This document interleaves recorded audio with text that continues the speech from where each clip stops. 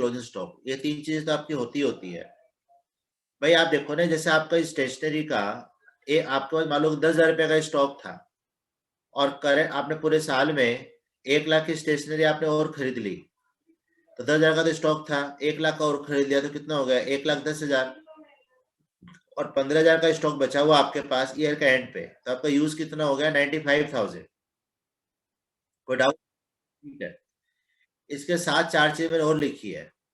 Creditor का मतलब होता है आउटस्टैंडिंग, क्रेडिटर का मतलब होता है कि हमने गुड्स उधार पे खरीदे, पैसे दिए नहीं है। तो आप बना रहे हो इनकम एक्सपेंडिचर, तो इनकम एक्सपेंडिचर में सिर्फ करंट ईयर का एक्सपेंस आता है, करंट ईयर की इनकम आती है, और ये अक्रूवल बेसिस बनता है। तो मैंने लिखा add creditor at the end, का मतलब हो गया कि करंट ईयर के एंड में अगर कोई क्रेडिटर है तो इसका मतलब ये करंट ईयर का ही क्रेडिटर है, हमने करंट ईयर में उधार पे खरीदा और इसके पैसे दिए नहीं गए, इसलिए उसको ऐड करेंगे।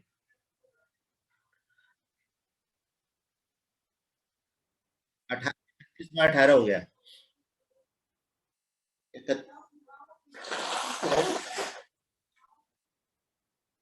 अब लगता है एक आध दिन ऑफ नहीं ले सकता, और जुकाम हो गई, बैठे बैठे नीचे बैठा रहा, ठंड ठंड लग गई मेरे को घर में ही। अच्छा, तो अरे जैसे आप करेंट लिखा मैंने less credit at the beginning, इसका मतलब ये हुआ कि जैसे आपका 31 मार्च 17 में, जब 17-18 हमारा है तो 31 मार्च 18 करंट ईयर हो गया, तो 31 मार्च 17 प्रीवियस ईयर हो गया। तो 31 मार्च 17 के अंदर अगर कोई क्रेडिटर था तो 1 अप्रैल 17 में आ जाएगा ना, करंट ईयर के बिगिनिंग में आ जाएगा ना वो। और क्रेडिटर का मतलब भी होता है जिनको 12 महीने के अंदर पे करना होता है, तो ऑब्वियसली बात है कि हम उसको अप्रैल मई में पे कर ही देंगे, इस साल पे कर ही देंगे। लेकिन वो खर्चा लास्ट ईयर का था इसलिए लेस हो रहा है। ऐसे आपका एडवांस है, अगर आपने प्रीवियस ईयर में एडवांस पे किया है तो करंट ईयर के लिए पे करा, और करंट ईयर में एडवांस दिया तो अगले साल के लिए दिया, तो माइनस हो जाएगा। ठीक है सर। अब मैंने लिखा है यहाँ पे, जिससे कई बार क्वेश्चन में लिखा होता है कि जो जिस इसका हम यूज निकाल रहे हैं उसको हमने सेल कर दिया, तो जब सेल माइनस करोगे तो उसकी बुक वैल्यू माइनस करोगे, सेल प्राइस से माइनस नहीं करोगे, क्योंकि यहाँ पे सब कुछ तो कॉस्ट पे ही है ना बेटा। ओपनिंग स्टॉक भी कॉस्ट है, क्लोजिंग भी कॉस्ट है, परचेज भी कॉस्ट है, क्रेडिटर भी कॉस्ट है। हाँ जी हाँ जी हाँ जी। बट एक बार ये सेल्स एट कॉस्ट वाला पॉइंट रिपीट कर दो, ये नहीं आया। मैंने ये कहा कि अगर हमने जिसका हम यूज निकाल रहे हैं उसके अगर हमने सेल किया है तो उसकी जो बुक वैल्यू होगी वो माइनस हो जाएगी, तो हमारे पास ठीक है सर। तो जो बचेगा हमारा यूज आ जाएगा। इसके ऊपर आपको जो क्वेश्चन दे रखा है, बट हमने ओपनिंग स्टॉक और क्लोजिंग स्टॉक में इसको ऑलरेडी कवर नहीं कर दिया। नहीं नहीं, ये अलग से दिया हुआ ना, ठीक है।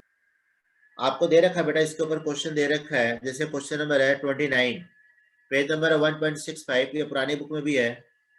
इसमें आपका ये लिख रखा है कि calculate amount of sports material to be transfer to income expenditure account of Raman Bhalla sports club Ludhiana. हाँ जी सर, मिल गया मिल गया। अब मुझे पता है पुरानी बुक में है।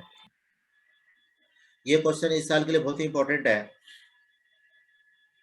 तो आपको देखो इसमें क्या क्या दिया, अमाउंट आपको दे रखा है, अमाउंट पेड टू क्रेडिटर भी दिया हुआ है और कैश परचेज भी दिया हुआ है। तो मैंने ना आपको ये भी बताया था कि जैसे है ना, हम लोग जो है, हम एक इसमें कंसेप्ट लिखा था, देखो मैंने यहाँ पे, कि अगर हमें क्वेश्चन में परचेज दिया होता है, अमाउंट पेड के जगह पे अगर परचेज दिया होता है तो हम क्रेडिटर का ओपनिंग क्लोजिंग नहीं लेते। हाँ जी सर। क्यों नहीं लेते? क्योंकि अगर आप क्रेडिटर अकाउंट बनाते हो तो क्रेडिटर अकाउंट में 4 चीजें होती है। बाय बैलेंस बीडी, ये आपका क्रेडिटर प्रीवियस ईयर का है। टू बैलेंस सीडी, ये क्रेडिटर आपका करंट ईयर का है। ये टू कैश पेड का मतलब आपने क्रेडिटर को पे किया, तो ये आपके पास तो आपका क्रेडिट परचेज क्या निकल के आ गया, बैलेंसिंग फिगर आ गया। तो जब आपको परचेज दे रखा है तो इसका मतलब है कि इसमें 3 अमाउंट मिक्स है, ओपनिंग क्रेडिटर, क्लोजिंग क्रेडिटर और अमाउंट पेड, तीनों का नेट अमाउंट निकाल के दिया हुआ है। ठीक है सर। ठीक है, ये चीज थी इस क्वेश्चन। तो जैसे आपके सामने क्वेश्चन 29 है, तो बेटर है इसमें आप क्रेडिटर अकाउंट बनाओ।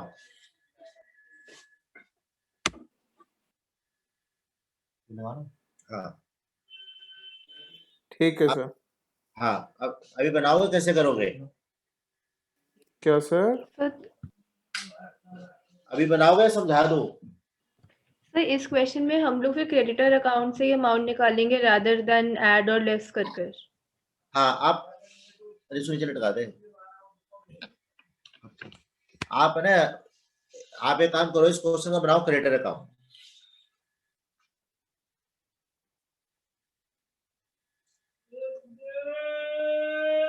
आपको आपको ना अमाउंट पेड भी दिया हुआ है और क्रेडिटर का ओपनिंग क्लोजिंग भी दिया हुआ है।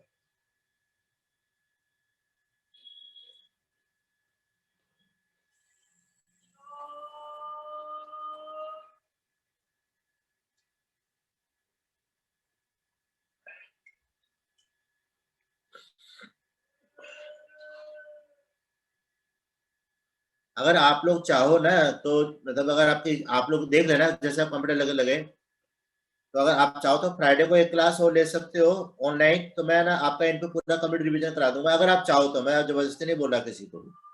सर फ्राइडे वैसे तो कोई क्लास नहीं होती मेरी, बाकी शिवांश देख 1 घंटे की बात है, अगर देख लो जैसे आपकी इच्छा हो, मैं जबरदस्ती नहीं करूंगा भाई किसी को।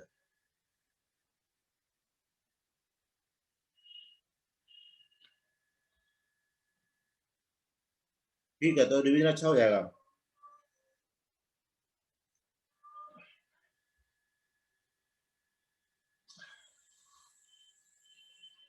क्रेडिट अकाउंट लिखो बेटा, बाय बैलेंस बीडी, तू 4 चीज लिख दो पहले।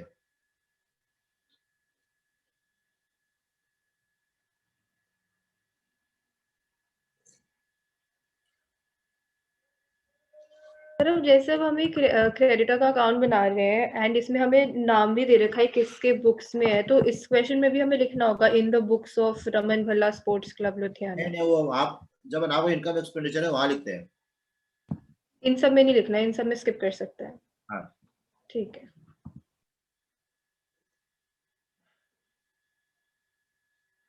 तो आपका आ गया बाय बैलेंस बीडी का अमाउंट आ गया 37,000, टू बैलेंस सीडी आ गया 45,000 और टू कैश पेड आ गया 91,000।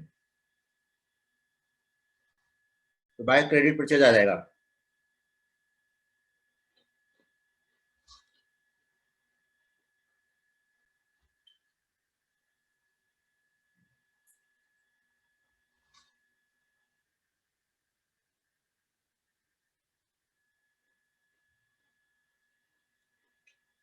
$99,000।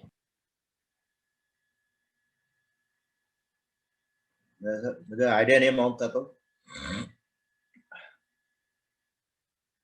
आपने लिखा बाय बैलेंस बीडी में 37,000 और यहाँ लिखा 45,000 to balance CD, to cash paid में लिखा 91,000। तो बाय क्रेडिट परचेज कितना आया?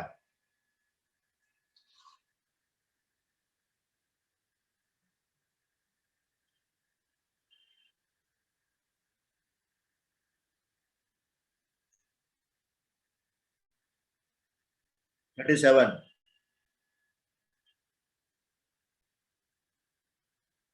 ठीक है, अब आप बनाओ income expenditure account.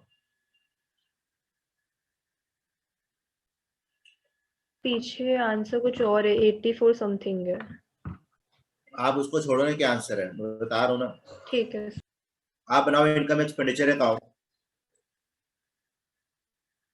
Expenditure rupees, income rupees.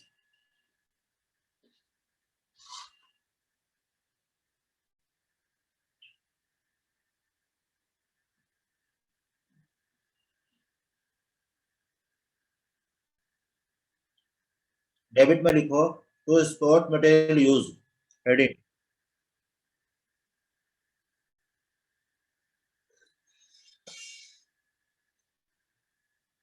तो स्पोर्ट मटेरियल यूज लिख करके अंडरलाइन कर दो।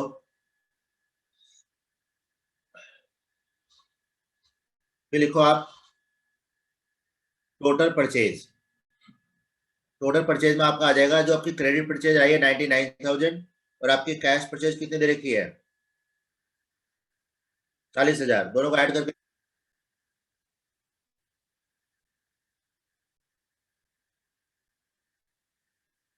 हाँ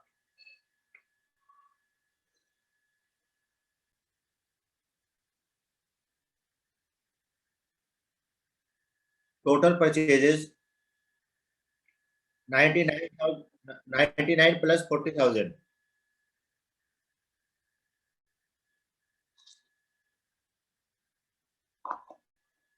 Add opening stock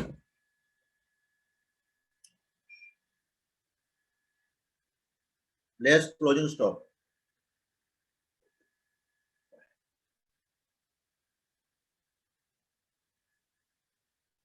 और less sales at cost वह 50,000 रुपये.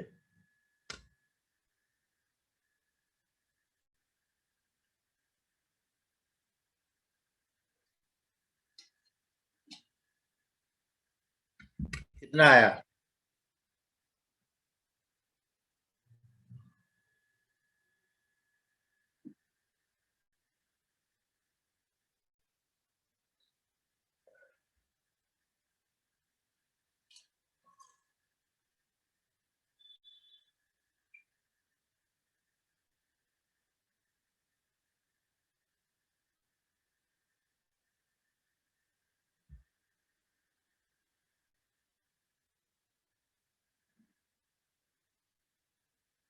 ₹50,000 देगा पहले में.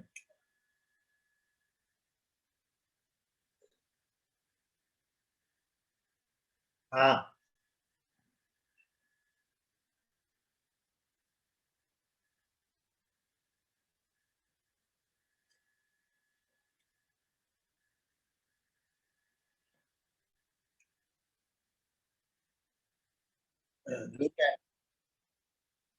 ठीक है. ये आपका यूज निकल गया और आप इनकम में लिख दो profit on sale of material 6,000 रुपये.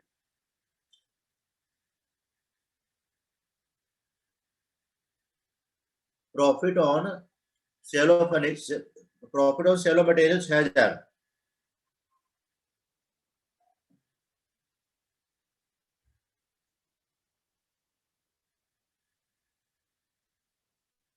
एक तो ये क्वेश्चन अच्छा था.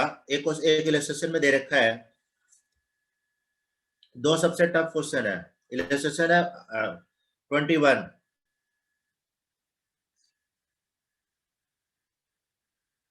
भी है.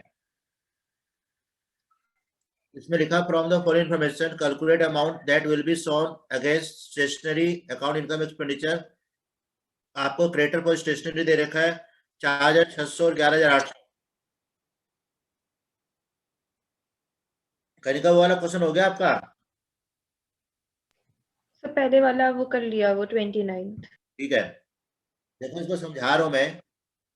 आपको क्रेडिटर का ओपनिंग क्लोजिंग दिया हुआ है, स्टॉक भी दिया हुआ ओपनिंग क्लोजिंग. इसमें आपको क्रेडिटर अकाउंट बनाना ही पड़ेगा. इसमें during the year ended 31/20 payment made to creditor है 56,800. और आपको स्टेशनरी लिखा हुआ है stationery purchases in cash during the year was 20% of total purchase of machine. यानी आपको इसमें कैश परचेज निकालना है. ठीक है, टोटल निकालनी है. तो आपको पहले क्रेडिट परचेज निकालना पड़ेगा और वो क्रेडिटर अकाउंट से भी निकलेगा. जिसमें क्रेडिटर अकाउंट बनाया, पहले लिखा by to balance CD 11,800 to cash paid 56,800.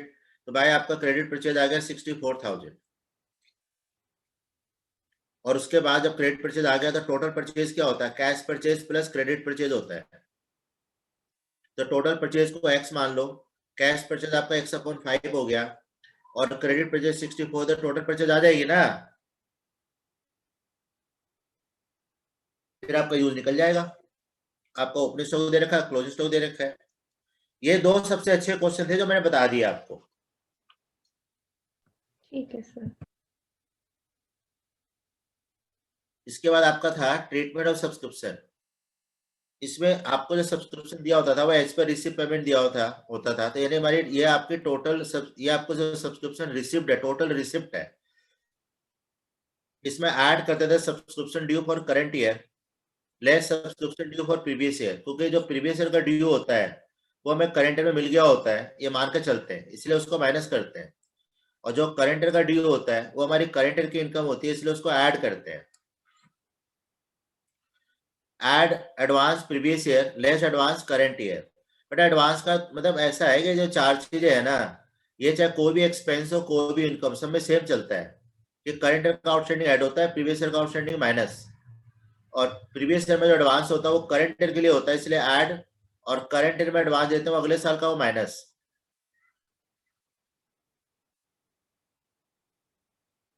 Kanika देखो बेटा, जैसे आपने अगर करंट ईयर में एडवांस रिसीव किया तो एडवांस इस साल हम एडवांस रिसीव करते हैं, एडवांस उसी को कहते हैं जो अगले साल के लिए होता है। हाँ सर, समझ में आ गया ये। आ गया बेटा, तो ये आपका हो गया, जो भी आएगा इसका इनकम एक्सपेंडिचर में आ जाएगा, लेकिन इसके ट्रीटमेंट के मुझे क्वेश्चंस कराने पड़ेंगे आपको। देखो इसके बाद आपका डेप्रिसिएशन ऑन फिक्स्ड एसेट है। जैसे आप बड़े क्वेश्चन करोगे, बड़े बड़े क्वेश्चन करोगे, तो वहां पर क्या होगा, आपको ना आपको इक्विपमेंट दिया होगा, इक्विपमेंट का आपको ओपनिंग भी दिया होगा, क्लोजिंग भी दिया होगा, परचेज भी दी होगी, या स्पोर्ट्स इक्विपमेंट होगा या फर्नीचर होगा। तो बच्चे क्या करते हैं, उसका यूज निकाल देते हैं। इक्विपमेंट हमारी एसेट होती है, इसका यूज नहीं होता, इस पर डेप्रिसिएशन कैलकुलेट होती है। वही लिखा मैंने, opening value add purchases less sales at cost. तो सेल्स वाला को होना कोई जरूरी नहीं है, ओपनिंग वैल्यू दे रखी है, परचेज दे रखा है और क्लोजिंग वैल्यू दे रखी है, तो आपका डेप्रिसिएशन आ जाएगा और वो इनकम एक्सपेंडिचर का एक्सपेंडिचर में आ जाएगा। हाँ जी सर।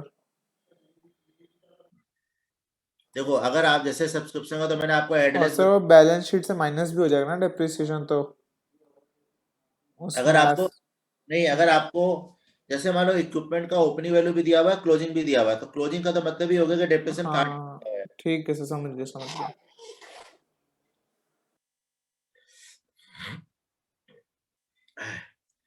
अभी लिखा मैंने सब्सक्रिप्शन अकाउंट।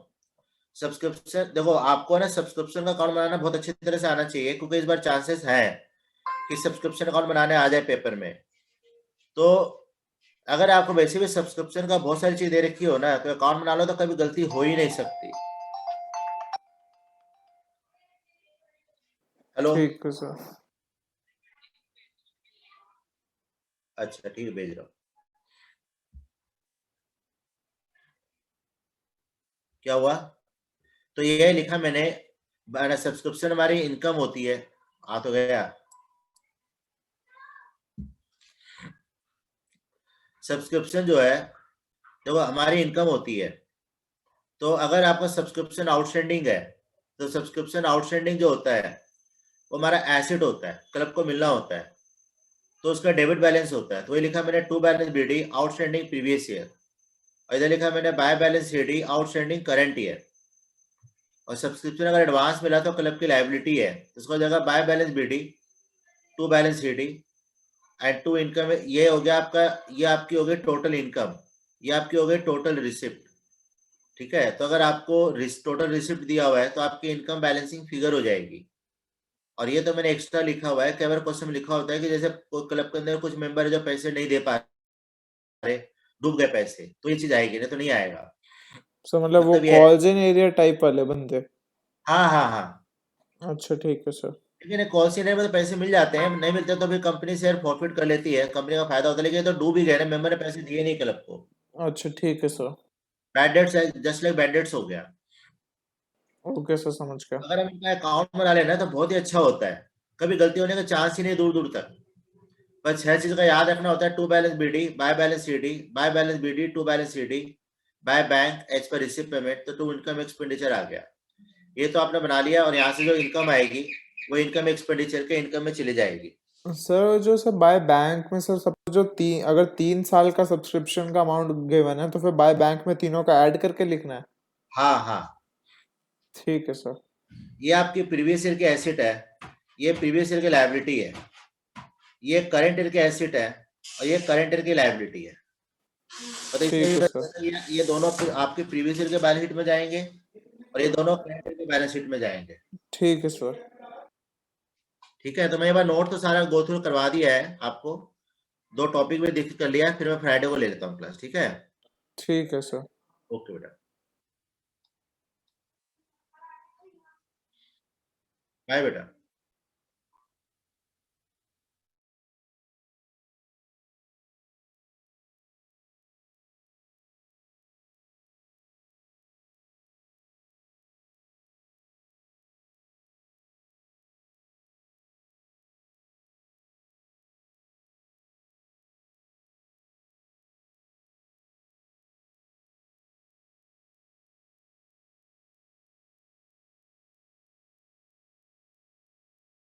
नमस्कार, आप देख रहे हैं दिनेश टॉक्स। इसे देखना तो बनता है। तो डीडी परिवार, ये रहा पहला समाचार। आप मुझे बताओ सबसे पहले कि इंस्टाग्राम में फिल्टर कौन कौन लगाता है। अब सोच के देखो, अगर इंस्टाग्राम जो है एक दिन के लिए आपकी एग्जिस्टिंग फोटो को नो फिल्टर कर दे तो कैसा रहेगा। क्या ख्याल है इसके बारे में।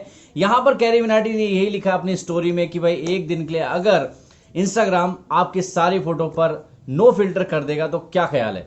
बताओ ना क्या ख्याल है, देख क्या रहे हो नीचे कमेंट सेक्शन में बताओ मुझे। अब बात ऐसी है कि अगर आपको वीडियो पसंद आता है ना हमारा, तो एक ही काम कीजिए, शेयर कीजिए जितना हो सके और लाइक कीजिए, बस इतना ही मुझे आपसे चाहिए। और दूसरी न्यूज की तरफ जाते हैं कि भाई पबजी की जो न्यूज चल रही है ना, आय हाय, पबजी के लिए इतनी भसड़ मचा रखी है। हर कोई ना 4 दिन बाद कहता है पबजी आने वाला है।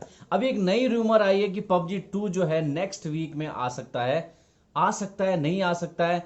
इतने दिमाग के झोल झपाटे कर दिए सबने कि किसी की न्यूज पर अब विश्वास नहीं हो रहा है। अब अभी जो रूमर चली है पबजी 2 के आने की, प्लेयर आईजीएन की तरफ से चली है और अब इसने जो हवाला दिया वीवो टेक्स्ट का दिया है, तो फिलहाल अभी तक यही न्यूज है। इसी के बेसिस पर सारे लोग न्यूज चला रहे हैं, तो इस पर इतना ज्यादा गौर करने की जरूरत नहीं है फिलहाल के लिए, क्योंकि ऑफिशियल कुछ नहीं है, सब कुछ र्यूमर है। तो र्यूमर की तरह लेना, और जब तक ऑफिशियल न्यूज नहीं आती तब तक वेट करो। दोस्तों, फ्लाइंग बीस्ट और योयो हनी सिंह का कोलैबोरेशन तो पता नहीं उनके चैनल पर कितनी बार हो गया है, लेकिन इस बार जो है एक ऐसे इवेंट के लिए हुआ है जहां पर योयो हनी सिंह की जो बहन है स्नेहा, उनकी शादी हुई है और उसकी जो मैरिज सेरेमनी है उस पर बुलाया था। एक ही यूट्यूबर ऐसे हैं फ्लाइंग बीस्ट जिनको वहां पर बुलाया गया था। इसके अलावा बहुत सारे सिंगिंग स्टार, बहुत सारे जैसे नेहा कक्कड़, गुरु रंधावा और भी बहुत सारे कलाकार हैं, वो उस वीडियो में आपको दिख जाएंगे। वीडियो का छोटा सा पार्ट आपको दिखा देता हूं।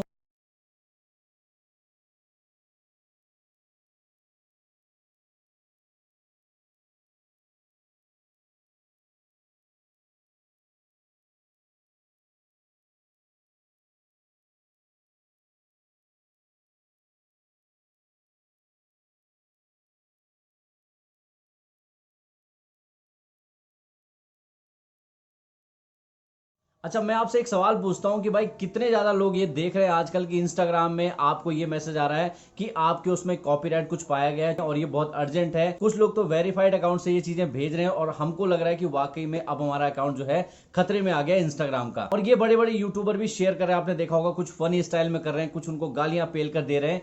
यहां पर एक चैनल है टेकराज नाम से, उन्होंने एक वेबसाइट को जो है डाउन कर दिया। इसी तरीके की वेबसाइट थी जहां पर उनका यूजर नेम मांग करके ये बोला जा रहा था भाई तुम्हारा इंस्टाग्राम हम खा जाएंगे, लेकिन उनको क्या पता था टेकराज ने उनकी वेबसाइट ही खा दी है। दरअसल उन्होंने पाइथन की एक स्क्रिप्ट चलाई जिसमें बार बार जो है गलत यूजर नेम पुश किया जा रहा था उस वेबसाइट की तरफ अनलिमिटेड टाइम तक, और वो वेबसाइट जो है डाउन हो गई। उनके वीडियो का छोटा सा पार्ट दिखा देता हूं और हेड्स ऑफ है भाई को कि उसने ये काम किया है। Yeah, it is actually down for everyone. So I think it's safe to say that it worked.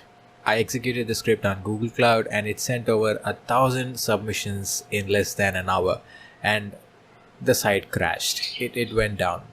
So yeah, we did it, boys.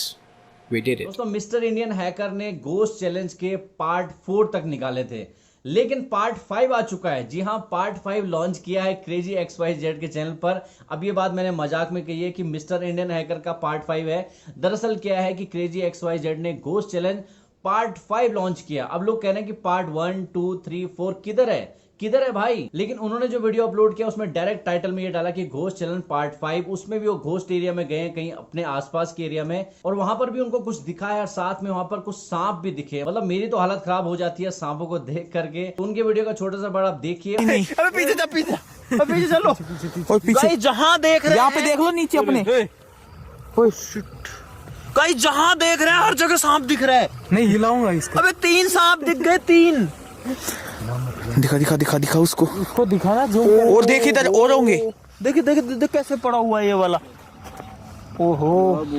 लेकिन एक बात और है कि भानगढ़ जो कि हॉन्टेड प्लेस बताया जाता है, वहां पर भी वो गए थे। वो वीडियो का भी लिंक मैं डिस्क्रिप्शन में दे रहा हूं, जाकर के आप चेकआउट कर लेना। दोस्तों, अपडेट है A2 मोटिवेशन के बारे में। उनके 5 मिलियन सब्सक्राइबर हो चुके हैं। पहले तो उनको, उनकी पूरी टीम को बधाई। और बात ऐसी है कि 5 मिलियन का सफर बहुत तेजी से उन्होंने पूरा किया है। उनके वीडियो बहुत ज्यादा वायरल हुए हैं, तो पूरी टीम को इस अचीवमेंट के लिए बहुत बहुत बधाई। और उन्होंने इस सफरनामे को अपने एक वीडियो में भी कवर किया है, उस वीडियो का लिंक डिस्क्रिप्शन में दे रहा हूं, जा करके चेकआउट जरूर करना। दोस्तों ये अपडेट है ध्रुव राठी के बारे में, और ध्रुव राठी ने एक ट्वीट किया जिसमें उन्होंने जर्मनी में जो फार्मर प्रोटेस्ट चल रहा है ना उसके बारे में शेयर किया कि देखो कितने शांतिपूर्ण तरीके से यहाँ पर फार्मर प्रोटेस्ट कर रहे हैं और गवर्नमेंट ने कोई भी हाईवे नहीं खोदा है, कोई भी उनके रास्ते में रुकावट नहीं डाली है। तो यहाँ पर किसी बंदे ने ट्वीट में रिस्पॉन्स दिया उस चीज का कि क्या ये पीसफुल प्रोटेस्ट जो है वायलेंट प्रोटेस्ट में चेंज हुआ था जैसे इंडिया में हुआ था। इसका रिस्पॉन्स ध्रुव राठी ने ये दिया है कि भाई यहां पर जो रूलिंग पार्टी है ना उनकी तरफ से गुंडे नहीं भेजे गए थे वहां पर, पहले ये पीसफुल प्रोटेस्ट ही चल रहा था। तो आपका इसके बारे में क्या ख्याल है कमेंट में जरूर बताइएगा। अब ध्रुव राठी की बात मैंने कर ली तो स्टिंग की बात भी कर लेते हैं। स्टिंग ने एक ट्वीट किया जिसमें उनके साथ क्या है द प्लाकार्ड और AKTK दिखाई दे रहे हैं, आप सामने देख सकते हैं। ट्वीट में उन्होंने लिखा है कि what is 900 divided by 3 coming soon, लिब्रांडूस को समझ में नहीं आएगी। अब ये क्या करने वाले हैं पता नहीं, लेकिन स्ट्रिंग के बारे में एक और चीज बता देता हूं। मुझे कई लोगों ने बताया कि स्ट्रिंग का वीडियो वापस आ गया था लेकिन उसके बाद वो वीडियो नहीं दिखाई दे रहा। अब वो वीडियो क्यों नहीं दिखाई दे रहा ये मुझे पता नहीं, लेकिन मैंने जब स्ट्रिंग का वीडियो चेक किया तो मुझे तो नहीं मिला। अगर आपको दिखा है तो मैं आपसे क्वेश्चन पूछता हूं, हो सकता है मुझसे छूट रहा हो तो आपने देखा हो। मुझे बताइए क्या किसी को स्ट्रिंग का जो डिलीटेड वीडियो था वो दिखा या नहीं दिखा, कमेंट में बताओ। दोस्तों ये अपडेट है बादशाह और अमित उचाना का फिर से कोलैबोरेशन हो रहा है। जैसे टॉप टकर आया था उससे पहले एक आया था कमाल सॉन्ग, अब यहां पर जो सॉन्ग का कोलैबोरेशन हो रहा है उसमें शहनाज गिल भी उसमें उनके साथ नजर आएंगी। अब यहां पर गाने का नाम है फ्लाई और ये सोनी म्यूजिक के साथ बन रहा है, तो जल्दी आ जाएगा, कमिंग सून है। दोस्तों ये अपडेट ऐसा है कपिल शर्मा के बारे में है। कपिल शर्मा मुंबई के एयरपोर्ट में जो है व्हील चेयर में दिखाई दिए और ये बहुत लोगों के लिए चिंता का विषय था। तो जो वहां पर पत्रकार थे, फोटोग्राफर थे, उन्होंने उनसे सवाल पूछे भाई क्या हो गया, क्या प्रॉब्लम होगी। लेकिन यहां पर कपिल शर्मा जो है थोड़ा एंग्री थे, थोड़ा गुस्से में थे और उन्होंने थोड़ा रूडली बात की उन सबसे। तो उनके वीडियो का लिंक मैं डिस्क्रिप्शन में दे रहा हूं, आप चेकआउट कर लीजिएगा। लेकिन एक बात और है कि कपिल शर्मा व्हील चेयर पर क्या कर रहे थे। दरअसल वो जिम में एक्सरसाइज करते हुए उनके बैक में कुछ इंजरी होगी, तो इसी सिचुएशन में वो व्हील चेयर में जा रहे थे और जिसकी वजह से वो थोड़ा एंग्री भी थे। दोस्तों अपडेट है दिशा रवि के बारे में। दिशा रवि यानी जो टूल किट जिन्होंने ऐड की थी, ग्रेटा थनबर्ग ने जो शेयर की थी वो टूल किट एडिट की थी उन्होंने, इसके लिए जो है दिल्ली पुलिस ने गिरफ्तार किया उनको। अब कोर्ट में जाया गया तो कोर्ट ने क्या बोला है, दिशा रवि को पहले तो बेल दे दी गई है और ये बोला गया है कि भाई यहां पर कुछ भी ऐसा दिल्ली पुलिस की तरफ से पेश नहीं किया गया जहां पर देशद्रोह का कुछ मुकदमा जारी होता हो, और साथ में ये सरकार की बुराई करना, उससे असहमति रखना, कहीं भी ये नहीं दिखाता कि ये देशद्रोह है। और साथ में खालिस्तानी जितने भी ग्रुप है उनके साथ उनका कोई डायरेक्ट संबंध पेश करता हुआ कोई भी सवाल में आपका ओपिनियन क्या है कमेंट में सेक्शन में जरूर बता देना। भाई नोटिफिकेशन आपकी नहीं आती, आपको अगर नोटिफिकेशन नहीं मिलती है, कल मेरा एक भाई मुझे कह रहा था भाई नोटिफिकेशन आपकी नहीं आती है तो क्या करें। तो भाई मेरे हाथ में YouTube को कंट्रोल करना तो नहीं है, लेकिन मैं आपको कह सकता हूं कि जब भी मेरा आप वीडियो देखें आप लाइक जरूर करें या कमेंट करें। लाइक जरूर करें क्योंकि लाइक से क्या होता है YouTube को एक ट्रिगर जाता है, इस बंदे को ये वीडियो पसंद आया तो उसको बार बार सजेस्ट करता है, इसलिए आपको बार बार जो है वीडियो आपके होम फीड में दे सकता है। आप ये कर सकते हो, वीडियो को शेयर कर सकते हो, कमेंट कर सकते हो, सब्सक्राइब करना है सब्सक्राइब करो, घंटी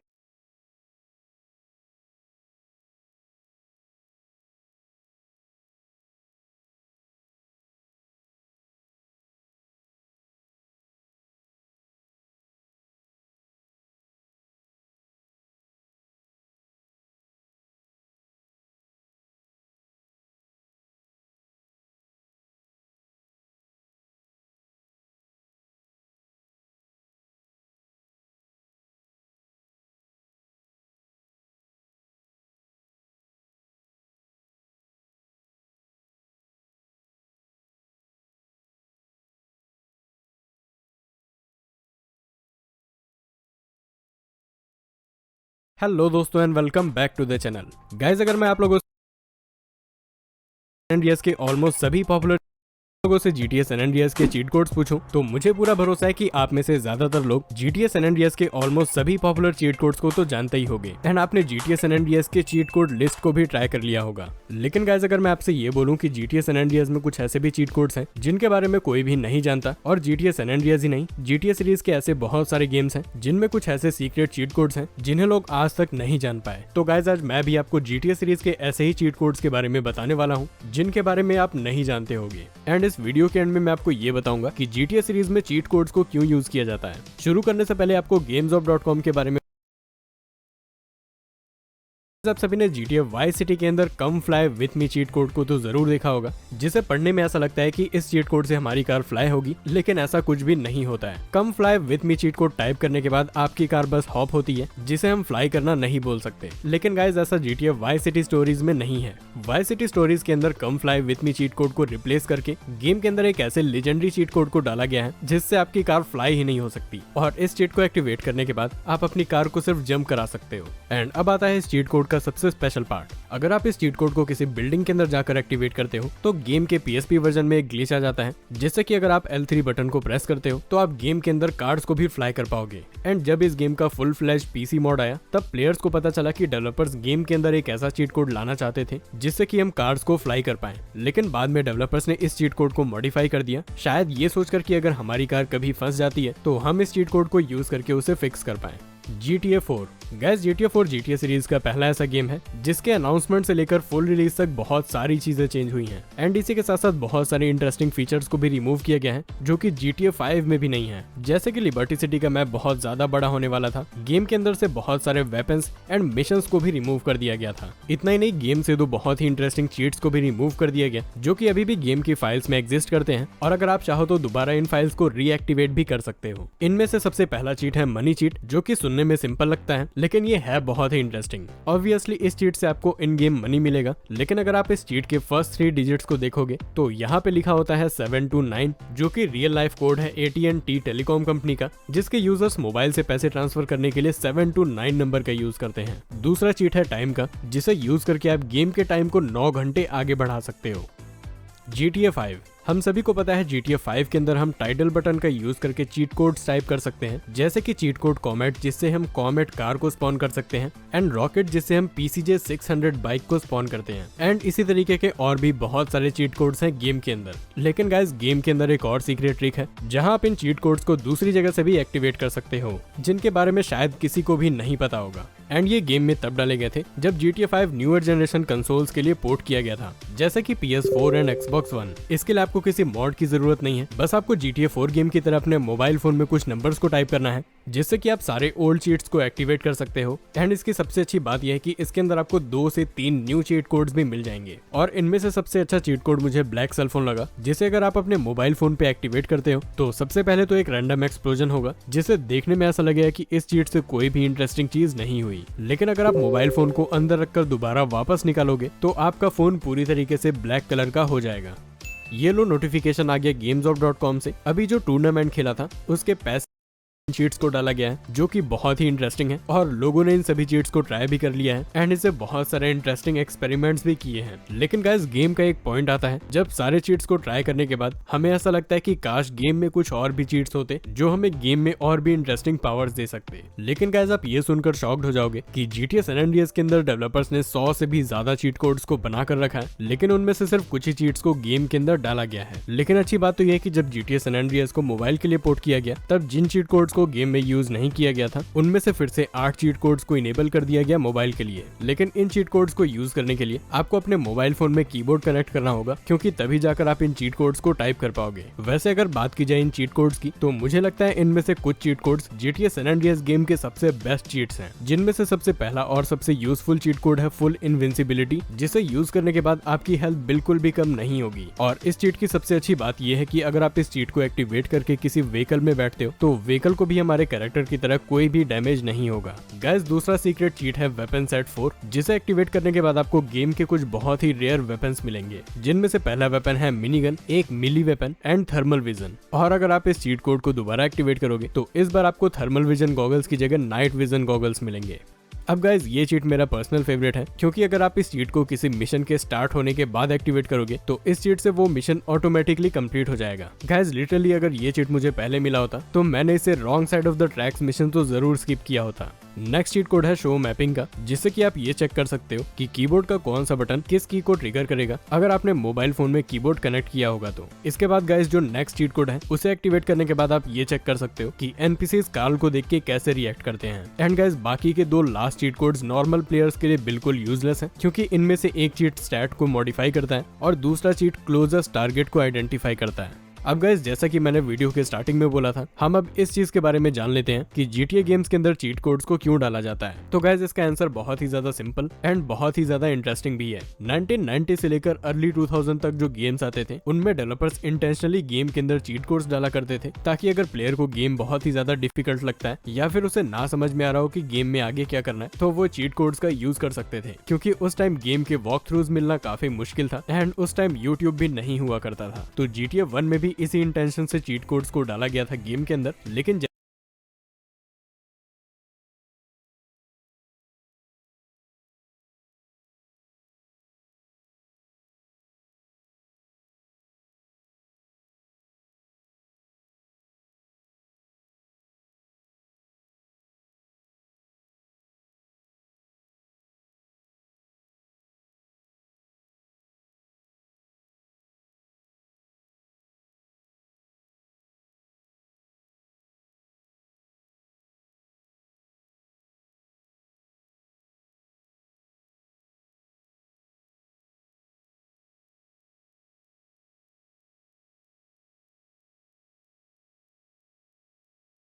जैसे जैसे न्यू GTA के गेम्स आने लगे तब GTA गेम्स में चीट कोड एक मेन फीचर की तरह बन गया, क्योंकि डेवलपर्स को ये फीचर बहुत ही ज्यादा इंटरेस्टिंग लगा। एंड गाइस सबसे इंटरेस्टिंग बात तो ये है कि GTA गेम्स के अंदर जो चीट कोड्स होते हैं इनमें से ज्यादातर चीट कोड्स डेवलपर्स इसलिए बनाते हैं ताकि वो गेम के अलग अलग फीचर्स को टेस्ट कर पाए। जैसे कि अगर उन्हें रेनी वेदर की फंक्शनिंग को टेस्ट करना है तो वो डायरेक्ट रेनी वेदर के चीट कोड को डालकर उसकी फंक्शनिंग को टेस्ट कर सकते हैं। इसीलिए गाइस गेम के अंदर ऐसे बहुत सारे इंटरेस्टिंग चीट कोड्स हैं जो कि गेम के अलग अलग फंक्शंस को टेस्ट करने के लिए बनाए गए थे। लेकिन डेवलपर्स ने सिर्फ उन चीट कोड्स को ही चूज किया जो कि उन्हें लगा कि ये बहुत ही फन और हेल्पफुल हो सकते हैं। तो हाँ यार, आज की वीडियो में बस इतना ही। GamesOut.com पे पैसे बढ़ रहे हैं, वहां जाकर अपना हिस्सा लेना मत भूलना, लिंक डिस्क्रिप्शन में है। एंड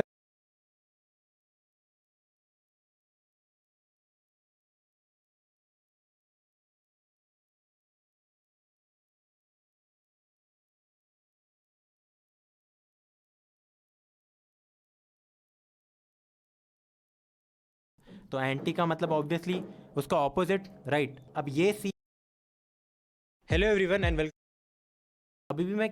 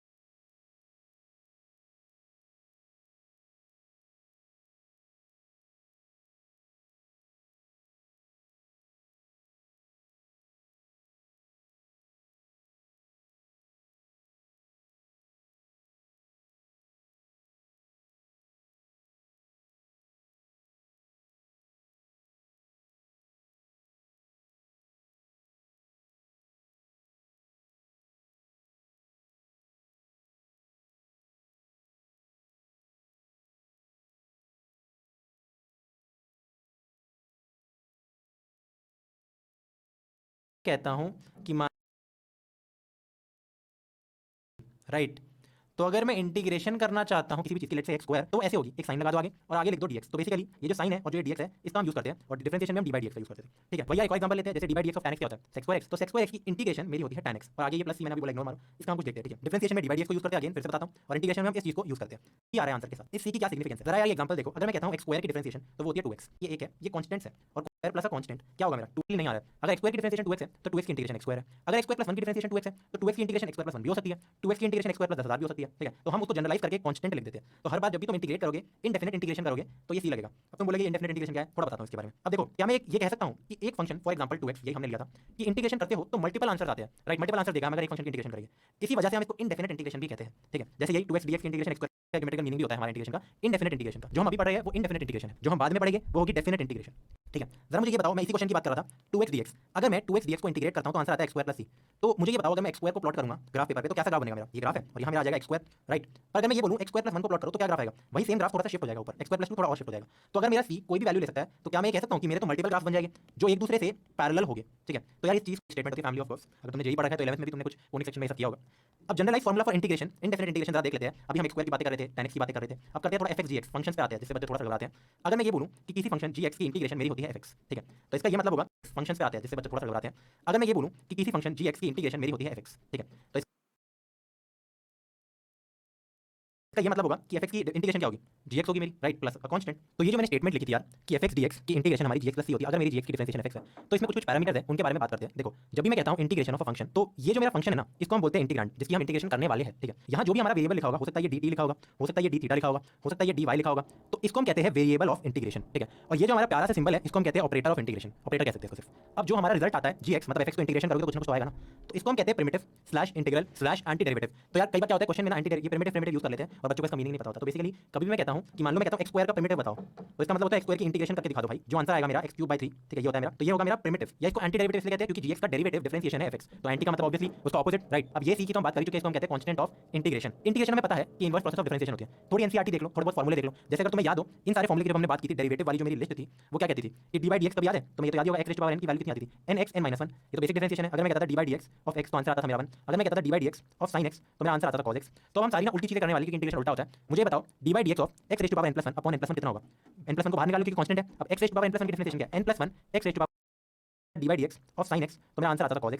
तो अब हम सारी ना उल्टी चीजें करने वाली कि इंटीग्रेशन उल्टा होता है। मुझे बताओ dy dx of x⁻n+1 upon n+1 कितना होगा? n+1 को बाहर निकालो क्योंकि कांस्टेंट है। अब x⁻n+1 की डिफरेंशिएशन क्या है? n+1 x⁻n+1 - 1, तो यानी मेरा आंसर आ गया xn, क्योंकि वो n+1 और n+1 कैंसिल आउट हो जाएगा। तो जरा मुझे ये बताओ, अगर इसकी डिफरेंशिएशन x⁻n है तो x⁻n की इंटीग्रेशन क्या होती है? x⁻n+1 upon n+1। देखो यार ये ना काफी ओरली तुम्हें याद होना चाहिए। जैसे कि अगर मैं तुमसे फटाफट पूछता था कि भाई मुझे डिफरेंशिएशन पता है x⁻7 की, तो तू बोल देता था 7x⁻6 बड़े आराम से। तो ऐसे ही अगर मैं तुमसे एकदम फटाक से तुमसे पूछूं कि x⁻8 की तरह मेरे को इंटीग्रेशन बता, तो तू बता देगा x9/9। याद रखो यार, होता क्या है डिफरेंशिएशन में, अगर x⁻7 है तो ये 7 जंप मार के इधर आ जाता था, हमारा आंसर आ जाता था 7x⁻6। मेरी पावर 1 कम हो जाती थी और जो मेरी पावर है वो आगे आ जाती थी। वेयर एज इंटीग्रेशन में क्या होता है, कोई भी अगर मेरे पास नंबर होता है जैसे x⁻100, तो इसके अगर इंटीग्रेशन करोगे तो आंसर क्या होगा? यहाँ ला दो +1 और डिवाइड भी कर दो 100 + 1 से। क्या बात क्लियर है? सिमिलरली अगर मैं बोलूं x⁻43 की इंटीग्रेशन बताओ यार, तो मेरा आंसर आएगा x⁻44 डिवाइड बाय 44। आगे प्लस c तो सब में आता ही है। क्या बात समझ आ रही है? पर्टिकुलरली इन्होंने क्या लिखा है कि x की डिफरेंशिएशन 1 होती थी, तो अगर मैं सिर्फ ये लिख दूं ना कि dx, तो तुम बोलोगे इसका क्या आंसर होगा? मेरे को इंटीग्रेंट तो दे नहीं रखा, पर यार ये बेसिकली इसको हम ये लिख सकते हैं 1 dx, है ना। तो 1 की इंटीग्रेशन मेरी होती है x, ठीक है, क्योंकि x की डिफरेंशिएशन होती है मेरी 1। तो इन जनरल कभी तुम्हें ये भी दे दे 4 dx निकालो तो मेरा आंसर आ जाएगा 4x, क्योंकि 4 एक कांस्टेंट है, कांस्टेंट बाहर आ सकता है। अब ये जो कांस्टेंट बाहर आ सकता है ये मैं प्रॉपर्टीज में बताता हूं तुम्हें, ठीक है। dy dx of sin x कितना होता है? cos x। तो cos x की इंटीग्रेशन कितनी होगी? sin x + c। ये बातें तो हमने ऊपर भी की थी। मुझे बताओ dy dx of -cos x कितना होता है? sin x। क्यों? क्योंकि dy dx ऑफ सिर्फ cos x कितना होता था मेरा? -sin x ना, तो अगर यहाँ माइनस लिख दूंगा तो प्लस हो जाएगा। तो इसलिए sin x की इंटीग्रेशन होती है मेरी -cos x। देखो सबसे बड़ा कंफ्यूजन कहाँ क्रिएट होता है, क्योंकि sin x की जो डिफरेंशिएशन होती थी वो तो होती थी मेरी cos x, ठीक है, पर जो sin x की इंटीग्रेशन होती है ना यार, वो होती है मेरी -cos x, तो इस प्लस c। तो यार इसमें कभी गलती मत करना, बच्चे यूजुअली कंफ्यूज हो जाते हैं क्योंकि साइन तुम्हारा ना चेंज हो रहा है इंटीग्रेशन के टाइम। सिमिलरली cos x की जब मैं डिफरेंशिएशन करता था तो आंसर आता था -sin x, पर उसी ऑन द अदर हैंड अगर मैं cos x की इंटीग्रेशन करूंगा तो आंसर आएगा +sin x। ठीक है, बात समझ आ रही है? उल्टी हो रही चीज़ है। अब देखो tan x की डिफरेंशिएशन होती थी मेरी sec² x, तो sec² x की इंटीग्रेशन कितनी होगी मेरी? tan x, right. और जो मेरी cot x की डिफरेंशिएशन होती थी -cos x², तो -cot x की डिफरेंशिएशन हो गई cos x²। तो cos x² की इंटीग्रेशन क्या होगी? -cot x। सिमिलरली सारे फॉर्मूले sec x की डिफरेंशिएशन ये होती थी, तो sec x tan x की इंटीग्रेशन ये हो गई, इसकी डिफरेंशिएशन ये होती थी तो इसकी ये हो गई। हमने फिर इनवर्स ट्रिको की भी बातें की थी कुछ, वो हमने 12th में की थी, 11th में नहीं। जैसे sin इनवर्स x की डिफरेंशिएशन हमने पढ़ी थी 1/1 - x²। तो ये काफी अच्छा फॉर्मूला होता है मेरा कि इंटीग्रेशन ऑफ √1 - x² की वैल्यू होती है sin इनवर्स x + c। ठीक है, जरा मुझे ये बताओ यार, इसका आंसर ना -cos इनवर्स x भी हो सकता है। क्यों? क्योंकि cos इनवर्स x की जो डिफरेंशिएशन होती थी माइनस वाले की, वो यही होती है, क्योंकि नॉर्मल की माइनस होती थी, माइनस लगा दे तो प्लस हो गया। तो तुम देख सकते हो इन दोनों की डिफरेंशिएशन सेम है, तो इसकी इंटीग्रेशन इन दोनों में से कुछ भी हो सकती है। ठीक है, अब tan इनवर्स x की डिफरेंशिएशन थी 1/1, तुम देख सकते हो इन ना -cos इनवर्स x भी हो सकता है। क्यों? क्योंकि cos इनवर्स x की जो डिफरेंशिएशन होती थी माइनस वाले की, वो यही होती है, क्योंकि नॉर्मल की माइनस होती थी, माइनस लगा दे तो प्लस हो गया। तो तुम देख सकते हो इन दोनों की डिफरेंशिएशन सेम है, तो इसकी इंटीग्रेशन इन दोनों में से कुछ भी हो सकती है। ठीक है, अब tan इनवर्स x की डिफरेंशिएशन थी 1/1 + x², तो 1/1 + x² की इंटीग्रेशन होगी मेरी tan inverse x plus a constant. ठीक है, सिमिलरली यार cot इनवर्स x का भी सेम सीन है, sec इनवर्स x का सेम सीन है, cosec इनवर्स x का ये वाला सीन है। अब आता है हमारा गोल्डन फॉर्मूला यार, हमारा सबसे प्यारा फंक्शन e⁻x। इसको कुछ होता ही नहीं है, इसकी डिफरेंशिएशन करो यार तो वापस ex दे देगा तुम्हें। इसकी इंटीग्रेशन अगर तुम करते हो ना तो सोचो आंसर क्या आता है? वही सेम ex, ऑब्वियसली कांस्टेंट आता है। तो काफी कमाल का फंक्शन है, इसकी डिफरेंशिएशन करो, इसकी इंटीग्रेशन करो, आंसर मेरा ex ही आएगा। अब अगला फॉर्मूला देखो यार, मेरा dy dx of log x कितना होता था? 1/x। ठीक है, तो मेरा 1/x की जो इंटीग्रेशन है ना यार, वो होती है log x। ठीक है, अब यार तुम नोटिस करोगे यहाँ log mod x लिखा है, सिर्फ x नहीं है, ये mod x है। और यहाँ एक और चीज लिखी है कि differentiation of log of mod x 1/x होता है। तो यार होता ये है कि log x की इंटीग्रेशन भी 1/x होती थी और log ऑफ mod x की इंटीग्रेशन भी 1/x होती थी। तो अगर हम जब भी इसकी इंटीग्रेशन करते हैं ना यार, तो हम लिखेंगे log ऑफ mod x, सिर्फ log x नहीं लिखेंगे। क्यों? क्योंकि mod x में ये केस भी मेरा कवर हो रहा है। ठीक है, तो हमेशा ये mod लगाना याद रखना। बात समझ आ रही है इसमें तुम्हें? अब तुम यार ये सोचोगे यार कि 1/x की जब हम इंटीग्रेशन कर रहे हैं तो हम इसको ये नहीं लिख सकते कि x raise to power -1 dx, right? और फिर इसको तुम यहाँ से फॉर्मूला लगा सकते हो जो तुम्हारा x एंड dx वाला फॉर्मूला था, यहाँ लगा दो, आंसर आ जाएगा। और वो तो लॉग मेरे को कहीं से नहीं लगा। एक चीज नोटिस करो, यहाँ अगर मैं डालता हूँ x raise to power -1 dx तो मेरा आंसर कितना आएगा? मेरा आंसर आएगा x रेज़ टू पावर -1 + 1, क्योंकि x raise to power n का फॉर्मूला क्या था? n + 1 upon n + 1। अब कमाल क्या आ रहा है, ऊपर आ रहा है x raise to power 0/0, anything something upon 0, anything upon 0, it is not defined. तो क्लियरली ये चीज मुझे आंसर नहीं दे पा रहा है। तो यही है मेरा आंसर, किसका आंसर होता है log ऑफ mod x। अब जरा मुझे ये बताओ a raise to power x की डिफरेंशिएशन क्या होती थी? ax log a। तो जो हमारी a raise to power x की इंटीग्रेशन होती है वो होती है ax divided by log a, ठीक है, log a + c। क्या बात समझ आ रही है? इन जनरल हर चीज में इंटीग्रेशन हमारा उल्टा ही है, वो होती है ax। अब जरा मुझे ये बताओ a raise to power x की डिफरेंशिएशन क्या होती थी? ax log a। तो जो हमारी a raise to power x की इंटीग्रेशन होती है वो होती है ax divided by log a, ठीक है, log a + c। क्या बात समझ आ रही है? इन जनरल हर चीज में इंटीग्रेशन हमारा उल्टा ही है, कहीं डिफरेंशिएशन में मल्टीप्लाई हो रहा था तो यहाँ डिवाइड हो जाता है, वहाँ जो चीज प्लस थी वो यहाँ माइनस हो जाती है। देखो जैसे कि अगर ये एक फॉर्मूला मैंने लिख रखा है, ज्यादा हाईफाई नहीं है, ढंग से देखना, ax + b raise to power n की इंटीग्रेशन होती है ax + b n + 1 upon n + 1 और a से डिवाइड हो रहा है। यार मतलब ये है, अगर तुम्हें याद होगा मैं बोलता था फिर से लिखते हैं x7 की डिफरेंशिएशन क्या होती है, जरा जल्दी बताओ। x7 की डिफरेंशिएशन होती है 7x rays to power 6, right? पर अगर मैं तुम्हें ये बोल देता था जरा मुझे ये बताओ d/dx of 5x + 4 rays to power 10, तो तुम इसकी डिफरेंशिएशन कैसे लिखते थे? तुम यहाँ लिखोगे 10, फिर सेम चीज लिखोगे 5x + 4, यहाँ लिखोगे 9 और फिर तुम चेन रूल से 5 को भी मल्टीप्लाई करते थे, x का कोफिशिएंट को मल्टीप्लाई करते थे। याद है तुम्हें? अगर मैं ax + b raise to power n की डिफरेंशिएशन कहता था तो तुम्हारा आंसर आता था n * ax + b n + 1 n - 1 * a, तो वहाँ a मल्टीप्लाई हो रहा था। यहाँ तुम क्या करोगे, इसको एक तरीके से x ट्रीट करो, अभी इसको x raise to power n treat करो और इसका आंसर हमारा होता है x n + 1 अपॉन n + 1। वो सेम चीज तुम्हें लिखनी है, देखो सेम काम हमने किया, बट एंड में x का कोफिशिएंट हमने डिवाइड कर दिया, right? In all of the above integrations, अगर मेरा जो भी ये सारी इंटीग्रेशन थी ना, अगर मैं मान लो कि f(x) की इंटीग्रेशन मेरा कैपिटल F(x) आ रहा है आंसर, तो f ऑफ ax + b की जो मेरी इंटीग्रेशन होगी ना वो होगी यही सेम, इसको इंटीग्रेट कर दो, x के कोफिशिएंट से डिवाइड कर दो, राइट? अब करते हैं यार कुछ क्वेश्चंस। अगेन x7 की इंटीग्रेशन ये तो बहुत बार बता चुका हूं, 7 + 1 अपॉन 7 + 1 आंसर आ गया x8 अपॉन 8। अब करते हैं इंटीग्रेशन इसकी। क्वेश्चन क्या दे रखा है? dx upon 6 - 5x। तो मुझे ये बताओ, अभी के लिए ना डरो मत, ये चीज दे रखी है, इससे पहले ये सॉल्व करो। dx अपॉन x क्या होता है? वो मेरा होता है log x, log of mod x, ठीक है? अब कुछ नहीं करना, अगर dx अपॉन 6 - 5x लिखा है तो सेम आंसर लिख दो log of जो भी चीज है मेरी 6 - 5x, एक लीनियर फैक्टर है, ठीक है? अब क्या करो, x के कोफिशिएंट जो है मेरा -5 इससे कर दो डिवाइड, ठीक है? क्वेश्चन खत्म, क्वेश्चन फिनिश। अगला क्वेश्चन अगर मैं लिखता हूं cos 4x dx, तो इसको कैसे करेंगे? तो सबसे पहले अपना याद करो फॉर्मूला cos x की इंटीग्रेशन क्या होती थी? sin x। क्यों? क्योंकि sin x की डिफरेंशिएशन होती थी cos x। एग्जाम्स में आधा नंबर काट। अब देखते हैं कुछ बेसिक प्रॉपर्टीज इनडेफिनिट इंटीग्रेशन की। जैसे कि अगर मैं कभी भी कहता हूं k × fx dx, मतलब कि इसका आंसर हो जाएगा k × fx dx। एक छोटा सा एग्जांपल, अगर मैं कहता हूं x² की इंटीग्रेशन, ठीक है, तो इसका आंसर क्या आएगा? x ^ 2 + 1 अपॉन 2 + 1 यानी कि x³ 3 plus a constant, right? तो अगर मैं तुमसे ये बोलूं कि 7x² की इंटीग्रेशन करो तो इसका आंसर क्या होगा? 7 को तुम बाहर ला सकते हो और फिर x² को आराम से मजे में इंटीग्रेट कर सकते हो। तो कभी भी अगर किसी भी इंटीग्रेशन में कांस्टेंट आ रहा है ना तो तुम उसको आराम से बाहर ले सकते हो। सेम थिंग डिफरेंशिएशन में भी कर सकते थे, कांस्टेंट को तुम बाहर ले सकते हो। सेकंड प्रॉपर्टी की तरफ बढ़ते हैं, वही सेम डिफरेंशिएशन वाली चीज है। अगर मैं कहता हूं एक फंक्शन प्लस माइनस दूसरा फंक्शन की कलेक्टिव इंटीग्रेशन, तो इसको मैं अलग से लिख सकता हूं, पहले फंक्शन की इंटीग्रेशन प्लस माइनस दूसरे फंक्शन की इंटीग्रेशन। अगर तुम्हें याद हो कि मैं कहता था अगर डिफरेंशिएशन भी करता था, फॉर एग्जांपल x² + x ^ 10 की, तो इसको मैं अलग से डिफरेंशिएट कर सकता हूं, x² की डिफरेंशिएशन प्लस x10 की डिफरेंशिएशन। याद है? तो जो चीजें डिफरेंशिएशन में थी यार वो इंटीग्रेशन में भी फॉलो हो रही है, ये सारी चीजें बेसिक, ठीक है? अगर मेरा fx gx के बराबर है, इसमें थोड़ा सा स्टार मार्क लगा लो, सब्जेक्ट मतलब पकड़ रहा है तुम्हारा ये। अगर fx मेरा gx के बराबर है तो fx की इंटीग्रेशन कितनी होगी? gx की इंटीग्रेशन प्लस अ कांस्टेंट। अब देखो अगर मैं कहता था कि fx gx के बराबर है तो मैं ये लिख सकता था कि fx की डिफरेंशिएशन भी gx की डिफरेंशिएशन के बराबर होगी। तो यार सेम केस मेरा इंटीग्रेशन के साथ भी होल्ड ट्रू करता है, पर इसके आगे भी एक कांस्टेंट आ जाता है, ठीक है?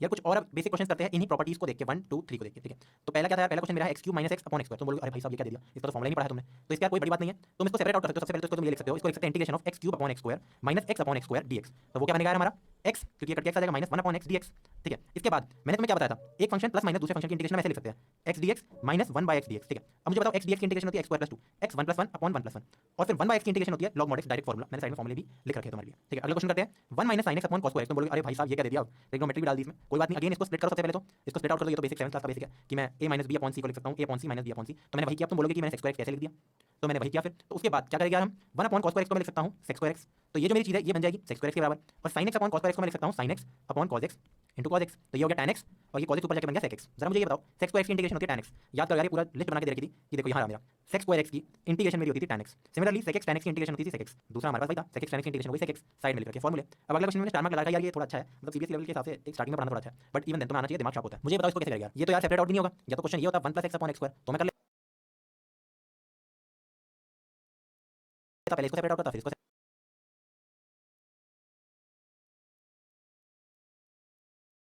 सेपरेट आउट करता, है ना? बट अब हम क्या करेंगे, हम करेंगे -1 + 1 अपनी मर्जी से ऐड और सब्ट्रैक्ट, ऐसा क्यों? और इसके बाद हम इसे सेपरेट आउट करेंगे ऐसे और ऐसे। देखो कर रखा है मैंने x² - 1 upon x + 1 1 upon x + 1। जरा मुझे बताओ a² - b² हमने 8वीं क्लास में पढ़ा था, a + b - b होता है। अब हमारा x + 1 कैंसिल आउट हो सकता है, तो ये बन जाएगा हमारा x - 1 से बचेगा। और मुझे बताओ इंटीग्रेशन ऑफ x + 1 क्या होती है? Divided by log mod x + 1। ऐसा क्यों? क्योंकि 1 अपॉन x की इंटीग्रेशन क्या होती थी? log x + c, log mod x + c। और 1 अपॉन ax + b की इंटीग्रेशन log mod x + 1। ऐसा क्यों? क्योंकि 1 अपॉन x की इंटीग्रेशन क्या होती थी? log x + c, log mod x + c।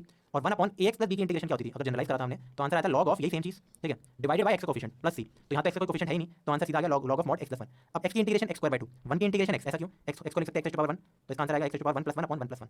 अब यार अपना लास्ट क्वेश्चन करते हैं जो हल्का सा मतलब तुम्हें इंडेफिनिट इंटीग्रेशन का थोड़ा सा और स्वाद आ जाएगा इसमें। एनसीईआरटी का ये एग्जांपल है, क्वेश्चन दे रखा है find the anti derivative. Again देखो कौन सा शब्द यूज किया, एंटी डेरिवेटिव। इसका कुछ मतलब नहीं होता, इसका मतलब होता है इंटीग्रेट कर दो, ठीक है? एंटी डेरिवेटिव f, मतलब जो एंटी डेरिवेटिव आएगा वो आएगा f ऑफ स्मॉल f, मतलब इसकी हम डिफरेंशिएशन करेंगे तो ये आएगा हमारा डिफाइंड बाय, मुझे फंक्शन दे रखा है f = 4x³ - x, where capital F of 0 is 3। अब आधे बच्चे ने लैंग्वेज देख के छोड़ देते हैं, जबकि मुश्किल नहीं है। देखो मुझे बताओ एफ एक्स मेरा ये दे रखा है और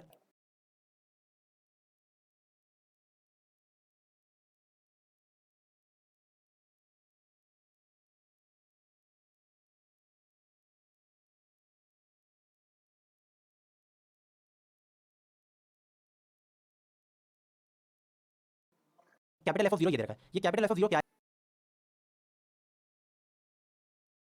देखो क्लियरली मुझे पता है जब एंटी डेरिवेटिव है इसका एफ तो क्या मतलब स्मॉल एफ की इंटीग्रेशन होती है कैपिटल एफ, बस इतनी सी चीज थी, ठीक है। तो मुझे बताओ इसकी इंटीग्रेशन कर दो जरा, कर दी। 4x क्यूब की इंटीग्रेशन क्या होगी? सबसे पहले तो इस 4 को हम बाहर ला सकते हैं, जब मार के एक 4 बाहर आ गया, और x क्यूब की इंटीग्रेशन क्या होगी? x raise to power 3 + 1 upon 3 + 1 यानी कि 4 अपॉन 4, राइट। फिर माइनस किया, अब देखो अलग से इंटीग्रेट कर सकते हैं ना, मैंने बताया था f1 + f2 की इंटीग्रेशन क्या होती है? इंटीग्रेट होता है सिर्फ x1 की integration x plus a constant, ये हमारा है कैपिटल f। जरा ये बताओ f ऑफ 0 मुझे 3 दे रखा है, कंडीशन देखिए, तो यहाँ 0 डाल दो, यहाँ जगह 0 डाल दो, डाल दिया। तो 0 डालने के बाद ये चीज कट गई, ये चीज कट गई, सिर्फ c बचा। तो इसका मतलब c की वैल्यू मेरी आई है 3। तो मैं ये कह सकता हूँ कि जो मेरा fx है ना, पहले क्या आया था मेरा fx, ये आया था मेरा, जो क्या था x4 - 6x + c, मेरा फंक्शन मिल चुका है। अच्छा क्वेश्चन है, तो ठीक है, इसी के साथ हमारा पहला लेक्चर जो इंटीग्रेशन का है वो समाप्त होता है। अभी हमने सिर्फ बेसिक्स किया, अभी हमने खरोचा है सिर्फ।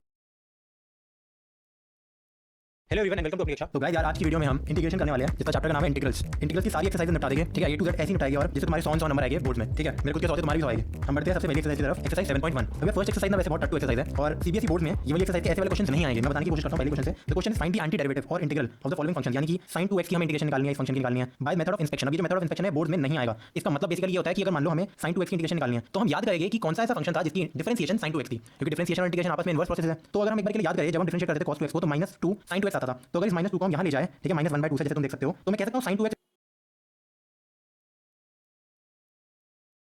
Is equal to differentiation of -1/2 cos 2x। तो इसका मतलब इसकी इंटीग्रेशन होगी ये, ठीक है, -1/2 cos 2x। अब यार बाकी क्वेश्चन भी बेकार थे तो वो एक्सप्लेन करने का कोई पॉइंट नहीं है। मेथड ऑफ इंस्पेक्शन का मतलब ये होता है कि तुम पहले से मान लेते हो, याद अगर तुम्हें आ रहा है उसी का इंटीग्रल होगा तुम्हारा, ठीक है। ये नहीं आएगा सीबीएसई में, पहले बताता हूं, ऐसे क्वेश्चन इतने इजी क्वेश्चन नहीं आते, ठीक है, बस प्रैक्टिस लेता। अब सीधा हम शुरू करते हैं अपने फिफ्थ क्वेश्चन से शुरू करते हैं, 6 से। Find the following integrals in the exercise 6 to 20। 6 question में दे रखा है। अब देखो इंटीग्रेशन किसी करनी है हमें, 4 जो होता है कांस्टेंट, ये तो बाहर निकल गया, ठीक है। अब e raised to power 3x की इंटीग्रेशन क्या होती है? e raised to power 3x upon 3। In general e raised to power anything x is equal to e raised to power anything x upon that anything,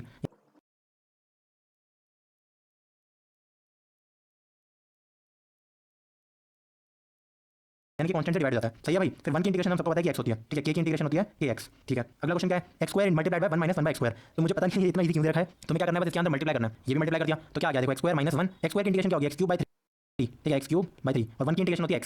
in general कभी भी x raise to power anything दे रखा है तो वो होता है x raise to power anything +1 upon anything +1। जो भी ये चीज है यही सेम टू सेम नीचे आ जाती है, मेरी कॉपी पेस्ट हो जाती है, ठीक है। जैसे अगला क्वेश्चन ये दे रखा है, अब a एक कांस्टेंट है तो a को बाहर निकालो, x² की इंटीग्रेशन क्या होती है? x³ 3। सिमिलरली b कांस्टेंट है, x की इंटीग्रेशन ये x रेज़ टू पावर 1 है ना, तो इसकी इंटीग्रेशन क्या हो जाएगी? x raise to power 1 + 1 upon 1 + 1। तो 2, ये तो बेसिक फार्मूला यार, बहुत समझ गए तुम। एक कांस्टेंट भी लगता है इंटीग्रेशन का, जो शायद मैंने लास्ट में लगाया था, मैं बताना भूल गया, ठीक है। 9 क्वेश्चन इधर बढ़ते हैं सेम यार भाई, x raise to power n की इंटीग्रेशन, x² की इंटीग्रेशन x³ 3 और 2 तो कांस्टेंट ये x रेज़ टू पावर 1 है ना, तो इसकी इंटीग्रेशन क्या, तो a को बाहर निकालो, x² की इंटीग्रेशन क्या होती है? x³ 3। सिमिलरली b कांस्टेंट है, x की इंटीग्रेशन ये x रेज़ टू पावर 1 है ना, तो इसकी इंटीग्रेशन क्या हो जाएगी? x raise to power 1 + 1 upon 1 + 1। तो 2, ये तो बेसिक फार्मूला यार, बहुत समझ गए तुम। एक कांस्टेंट भी लगता है इंटीग्रेशन का, जो शायद मैंने लास्ट में लगाया था, मैं बताना भूल गया, ठीक है। 9 क्वेश्चन इधर बढ़ते हैं सेम यार भाई, x raise to power n की इंटीग्रेशन, x² की इंटीग्रेशन x³ 3 और 2 तो कांस्टेंट था ही पहले से। x की इंटीग्रेशन x सबसे फास्ट फंक्शन है भाई, x अपनी मस्त जिंदगी में रहता है। डिफरेंशिएशन करो भाई साहब की तो भी वही आ जाती है, इन भाई साहब की इंटीग्रेशन करो तो भी वही आ जाती है यार, ये सबसे बढ़िया, ठीक है। अगले क्वेश्चन में दे रखा है कि √x - 1 अपॉन √x का होल स्क्वायर। तो सबसे पहले इसका स्क्वायर निकाल लेते हैं, a + b का होल स्क्वायर तो गली गली बच्चों को भी आता है। x + 1/x -2 √x √1/x तो कट गया, तो ये बच गया बस, ठीक है। x की integration x raise to power 1 + 1 upon 1 + 1 -2 की इंटीग्रेशन -2x क्योंकि 1 आता है। अब 1/x की इंटीग्रेशन क्या होती है? ये होती है हमारी स्पेशल log x, ठीक है। In general 1 upon ax + b की इंटीग्रेशन होती है log ax + b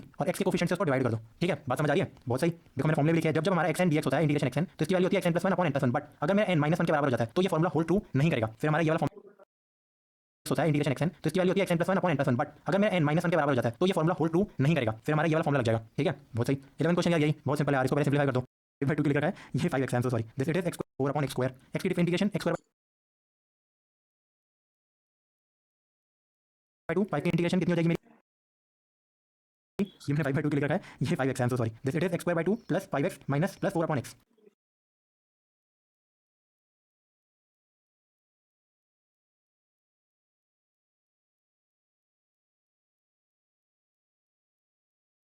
ठीक है, इसकी कैसे करेंगे इंटीग्रेशन? सबसे पहले तो -4 को बाहर निकालो, हमें इंटीग्रेशन करनी है इसकी 1 अपॉन x² की, है ना। तो इसको लिख सकते हैं x raise to power -2 dx। तो किसी भी क्या होता है integration x raise to power n का, x raise to power n + 1 upon n + 1। तो ये तो -1 हो गया, ऊपर जाके ये हो गया x raise to power -1 upon -1, इसको -4 से मल्टीप्लाई करो तो -+4 अपॉन x, ठीक है। बार-बार एक्सप्लेन नहीं करूंगा, बहुत सिंपल चीज है। 12 क्वेश्चन की तरफ हम बढ़ते हैं यार। 12 भी कुछ यार यही दे रखा है, फट्टू क्वेश्चन आ रहे हैं, सब मैं बताने की जरूरत भी नहीं है, अभी तो सब्स्टिट्यूशन शुरू भी नहीं हुआ है। मेन काम तो भाई वो था मेरा, इसको से डिवाइड कर दो तो 3 - 1/2 कितना होता है? 6/2 - 1/2 5/2 पावर आ गई। बेसिक मैथ्स है यार, 9 10 की मैथ आनी चाहिए तुम्हें, ठीक है। ये तक तो हो गया तुम्हारा। अब वही फॉर्मूला चिपका दो, xn dx = xn + 1 upon n + 1 + c। देखो लगा दिया हर जगह, यहाँ ये लगा दिया 5/2 का क्या आ गया? 5/2 + 1 x रेज़ टू का क्वेश्चन है, ठीक है। कैसे देखो, मुझे साफ साफ दिख रहा है, यहाँ से इन दोनों टर्म्स में से मैं x² को कॉमन निकालता हूँ तो मेरे पास क्या बचता है, यहाँ तो x² में कॉमन निकालूंगा तो क्या आएगा x-1 और यहाँ 1 कॉमन लूंगा तो x-1 तो बन नहीं गए फैक्टर्स भाई, ये रहे फैक्टर तुम्हारे। और नीचे यार यही फट्टू सी चीज रखी थी, कट गई तो कितना हो जाएगा x² + 1 इसकी इंटीग्रेशन क्या होगी x³ / 3 इसकी इंटीग्रेशन x + c, ठीक है। अगला क्वेश्चन भी बहुत आसान, पहले इसको मल्टीप्लाई करो √x - x √x को हम बोल सकते हैं x⁻³ देखो मैंने लिखा दिया, इंटीग्रेशन कर दी, बहुत सिंपल। अगला क्वेश्चन भी यार रिपीटेटिव वही बकवास, वेरी सिंपल, ठीक है। इसको इसके साथ क्लब कर लिया, पावर 5/2 आ गई, इसको इसके साथ पावर आ गई, फिर वही हमारा सेम पुराना फॉर्मूला चिपका दो, जैसे डिफरेंशिएशन का फॉर्मूला नहीं होता था xn nx n - 1, वैसे इंटीग्रेशन का ये वाला फॉर्मूला बाय हार्ट सबको तो याद होगा वैसे तो, ठीक है। 16 पे आते हैं तो x की इंटीग्रेशन क्या होती है x²/2, ये 2 कट जाएगा। अब हम आते हैं अपने ट्रिग्नोमेट्रिक इंटीग्रेशन में, cos x की इंटीग्रेशन क्या होती है sin x + c, ठीक है। याद रखना cos x की डिफरेंशिएशन माइनस sin x होती है, इंटीग्रेशन प्लस sin x होती है, वेरी इंपॉर्टेंट। ये x की डिफरेंशिएशन सेम आ गया आंसर फिर से, ठीक है। अब ये भी अगेन इसकी इंटीग्रेशन तुम्हें आती है, लिख दी मैंने x³ / 3, sin x की इंटीग्रेशन माइनस cos x होती है, ये याद रखना, ये काफी ना कंफ्यूजिंग सी चीज है क्योंकि sin की डिफरेंशिएशन तो प्लस cos है और cos की डिफरेंशिएशन माइनस sin है, बट इंटीग्रेशन होते ही भाई अपने रूप पलट लेते हैं बिल्कुल, ठीक है। तो यही आंसर आ गया देखो हमारा, अगेन सिंपल। अब ये मुझे क्या दे रखा है इसमें अगेन तुम्हें, बट इंटीग्रेशन होते ही भाई अपने रूप पलट लेते हैं।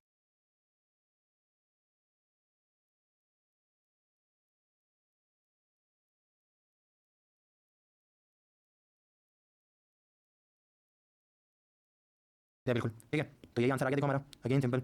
अब ये मुझे क्या दे रखा है इसमें अगेन तुम्हें थोड़ी थोड़ी चीज़ें आनी चाहिए, जैसे कि बेसिक फॉर्मूले, sec x को इससे मल्टीप्लाई कर दो मैंने, अब तो भाई 100 में से 100 आने चाहिए। सीबीएसई की इंटीग्रेशन बहुत सिंपल है, बस प्रैक्टिस करनी है तुम्हें दबा के प्रैक्टिस। और अभी इन क्वेश्चन को तो बस देख लो, आगे की क्वेश्चन की दबा के प्रैक्टिस करनी है। आगे बढ़ते बिना टाइम वेस्ट किए 19th sec² / cos x², sec² होता है 1/cos², नीचे लिख दिया मैंने, और cos होता है 1/sin² ऊपर कर दिया, sin/cos tan²। अब यार भाई मैंने tan² की तो कभी पढ़ी नहीं इंटीग्रेशन, बेसिक फॉर्मूले में वो भी नहीं थे, बेसिक क्या था हमारा, cos x की इंटीग्रेशन, sin x की इंटीग्रेशन, 1 ये देखो। चलो भाई अगले क्वेश्चन की तरफ बढ़ते हैं। 20 है 2 - 3 sin x cos²x, अगेन डरना नहीं है, इसको स्प्लिट कर लो, कैसे 2/cos² लिखो माइनस 3 sin x cos² लिखो, ठीक है। फिर उसके बाद क्या करना है, करना नहीं है, इसको स्प्लिट कर लो कैसे 2/cos² लिखो माइनस 3 sin x cos² लिखो, ठीक है। फिर उसके बाद क्या करना है, जब 2/cos² लिखा था cos² को ऊपर ले जाओ तो क्या आ जाएगा, x derivative of this thing is equal to, anti derivative का मतलब इंटीग्रल ही होता है। देखो तीन चीजें होती हैं, कभी मैं कहता हूँ fx की इंटीग्रेशन इज gx + c, तो ये जो gx है ये हमारा एक तो होता है इंटीग्रल, ठीक है, विद रिस्पेक्ट टू ये fx का इंटीग्रल, इसको हम कहते हैं एंटी डेरिवेटिव यहाँ दे रखा है। और इसको एक और चीज कहते हैं प्रिमिटिव।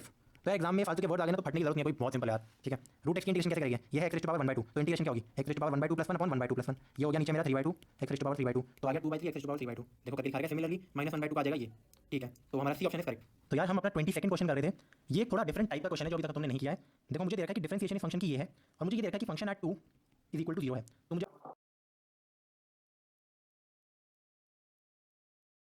फंक्शन की वैल्यू निकालनी है, ठीक है भाई। किसी चीज की डिफरेंशिएशन अगर कोई वैल्यू होती है तो इसका मतलब क्या है, देखो मैंने लिखा d/dx of fx is this, तो fx क्या होगा भाई साहब मेरा, ये होगा इंटीग्रेशन ऑफ दिस थिंग। अब इसकी मैंने इंटीग्रेशन कर दी, बिल्कुल कर दी, ये क्या आ गया 4 × x 3 + 1/3 + 1, सिमिलरली यहाँ 3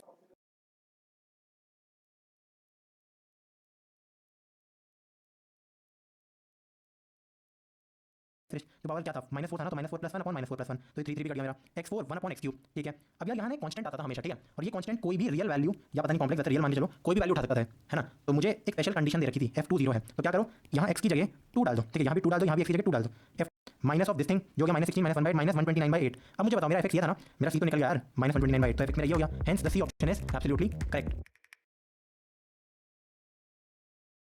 हेलो एवरीवन, वेलकम टू अपनी कक्षा। आज हम पढ़ने वाले हैं इंटीग्रेशन, इसका सेकंड लेक्चर है, सेकंड लेक्चर ऑफ इंटीग्रेशन। इसमें हम पढ़ने वाले हैं integration by substitution.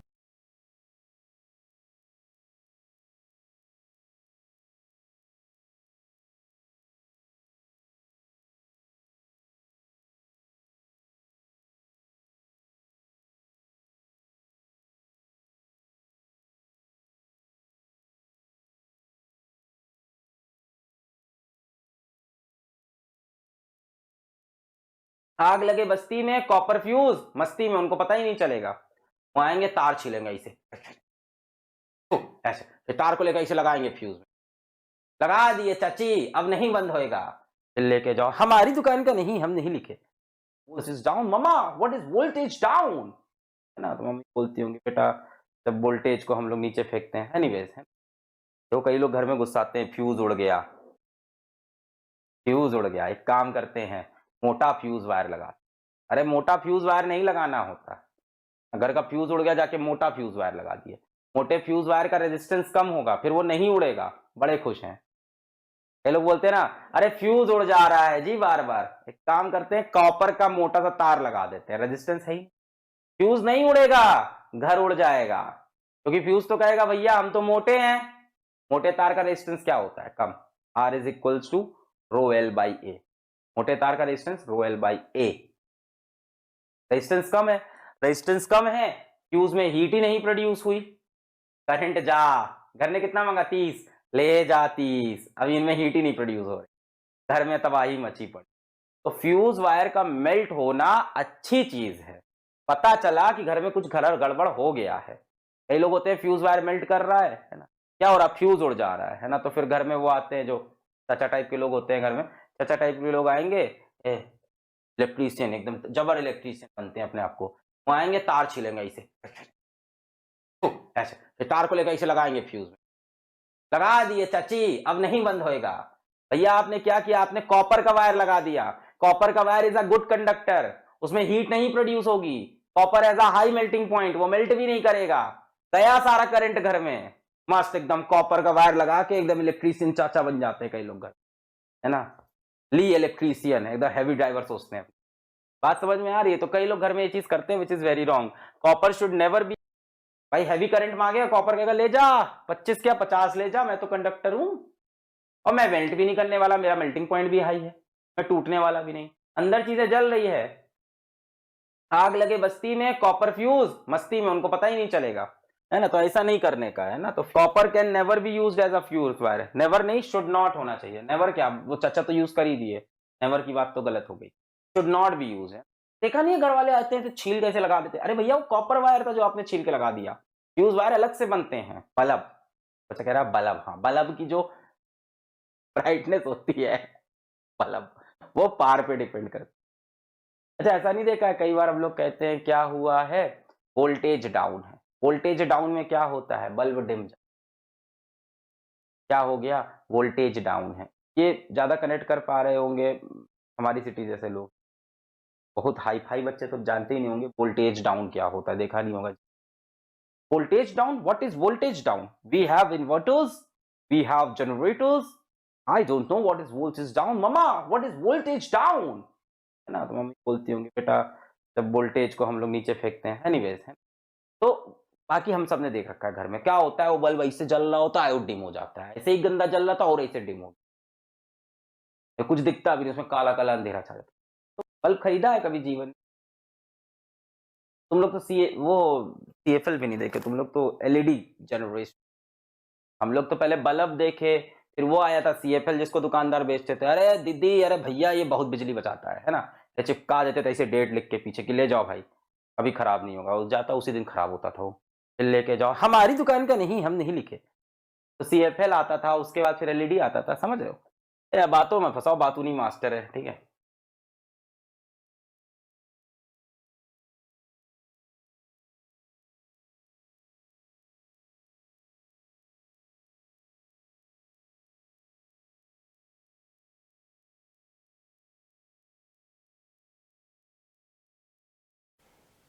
Hello guys, hi law aspirants. So ready with the words to be noted in your notebook? Pen, paper. These are some of the very important words from the Hindu vocabulary. See, you are all reading the paper, must be bored. I really find when my teacher used to say it's reading is very flat, boring and dead. 3 synonyms, flat, boring and dead. No, it isn't. You can add liveliness, vivaciousness, more beauty to your essays by your interest in them. And this interest, how can it be? See, by words. And these are the important words we have. See, we have phoneme, which is the sound. The words, this is the shortest unit of a word. From phonemes, we make, that is, allophones or morphemes. Further, the words into sentence, the sentence into a discourse or a treatise or a discussion, and then forms a prose or a poem. This is what is the inverted pyramid description by Chomsky, the person who invented all the language and phonetic descriptions. Let's move to our words for today. I hope you would enjoy those words. The first word that we are taking for today, very important word, the word is wrath. The word wrath means anger, full of extreme rage, anger, passion. You fly out of handle. Please note this word, fly out of handle. Right? Extreme rage, extreme anger. You have too much of your fury in your mind. That is wrath. Next word. Of course, when you don't fly out of handle, the other idiom for this is red-eyed. The opposite would be happiness, good humor. Next word, wrangle. Wrangle is any kind of a dispute, a fight, a quarrel, a disagreement, a row. It could be a feud. It could be a kind of a verbal duel, right? It could be any kind of disagreement between the two, dispute between the two. You don't agree on the two things. You are at cross purposes, right? And when you consent with somebody, please see the word agreement, consent. You agree to something, that would be the word here, which would be just opposite to it. Okay. Moving on to next word, warped. The word is twist or turn, something which is out of shape, not in a person's mind, something which is strange, which is deviating from the path, something which is different from the other things, is the word warped. This word means like a zigzag. You've seen this kind of a situation? This is called meandering. Have you heard of the saying, the epigram, rolling stone gathers no moss? So what? If you keep rotating and revolving, you'd never reach a particular destination, you'd never reach your goal, right? So that is meandering or moving away from things. Taking up the, so this is if it is straight in a proper line and in order, that would be opposite to it. Next word is wanton. Wanton is very cheap or very malicious in a very malevolent form. Something, see, I'll have to erase this, first I do that. Something which is, see, ven is meaning good and mal is meaning bad. Whether it is malnutrition, malicious, malevolent, something which is a bad feeling. It is a violent action, it's a willful or malicious action in which you do something wrong. That is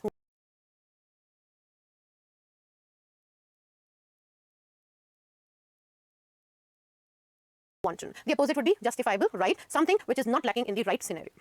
Moving on to next word, that is versatile. Shakespeare's characters are versatile. Versatile means of various kinds, different kinds. So they're able to adapt or adjust themselves as per the situation, adaptable, flexible, all-round, multifaceted, multi-talented. See the root, multi, many.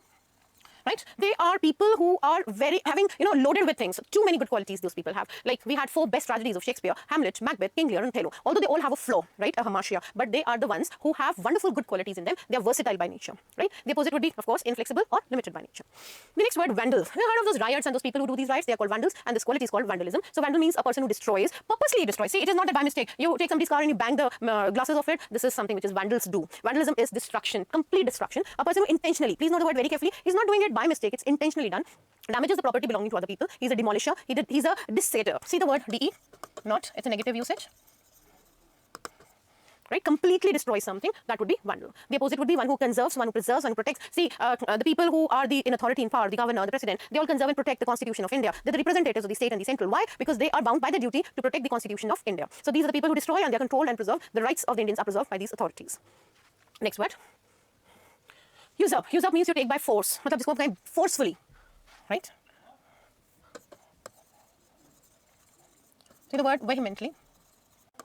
To take use of something without right, something which is appropriate, arrogate, commander. You receive something, you inherit something, you accept something, you get something. So you usurp something. You've heard of Muhammad bin Tughlaq, the wisest fool of India in the 14th century. He usurped his father's throne. History is full of examples where people have usurped the throne. More often used the throne. Even Aurangzeb did the same. So he had, kept his father as a prisoner and he usurped the throne.